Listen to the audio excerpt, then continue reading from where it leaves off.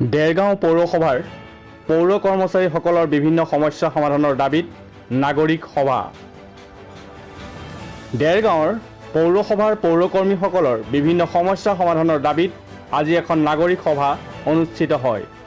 দেৰগাঁৱৰ বহুকেইজন বিশিষ্ট ব্যক্তিৰ উপস্থিতিত বিভিন্ন দল সংগঠনৰ সহযোগত আজিৰ এই নাগৰিক সভাখন অনুষ্ঠিত হয়। সভাত সভাপতিত্ব কৰে বিশিষ্ট সমাজসেৱক প্ৰফুল্ল বৰাই। সভাৰ উদ্দেশ্য ব্যাখ্যা আগবঢ়াই বৈকুণ্ঠ শইকীয়াই। উল্লেখযোগ্য যে বিগত বহু যুগ ধৰি পৌৰ কৰ্মচাৰীসকলৰ নিজৰ প্ৰাপ্য মজুৰিসমূহ অনাদায় হৈ থকা, চাকৰিসমূহ নিয়মীয়াকৰণ নকৰা আদি সমস্যাসমূহ লৈ বিভিন্ন সময়ত প্ৰতিবাদ অব্যাহত ৰাখিছে।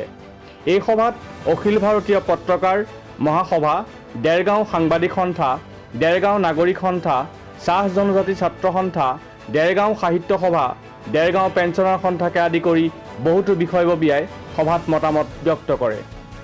আজিও তেওঁলোকৰ পদসমূহ চৰকাৰীকৰণ হৈও তেওঁলোকে নিয়মিত দৰমহাৰ পৰা বঞ্চিত হৈ আছে। এই ৰহস্যৰ ভেদ আচলতে আমি ভাঙিব লাগিব। মানে সদৌ পৌৰ নিকায় কৰ্মচাৰী সন্থাৰ অধীনত দেৰগাঁও শাখাই আমাৰ নাগৰিক সভা আমি আহ্বান কৰিছিলোঁ আৰু সকলোৰে উপস্থিতিত আমি এটা প্ৰস্তাৱ গ্ৰহণ কৰিলোঁ আৰু এই প্ৰস্তাৱ আমি চৰকাৰলৈ পঠোৱা সিদ্ধান্ত গ্ৰহণ কৰিছোঁ। এই আন্দোলনৰ কাৰ্যসূচীত এতিয়াতো আমাৰ সাধাৰণভাৱে আন্দোলন 3 ছেপ্টেম্বৰলৈকে আছে। 3 ছেপ্টেম্বৰলৈকে আমি যদি চৰকাৰৰ পৰা কোনো সহায় নাপাওঁ, তাৰ পিছৰ পৰ্যায়ৰ আন্দোলনৰ সিদ্ধান্ত আমাৰ অসমৰ কেন্দ্ৰীয় কমিটিয়ে ল'ব।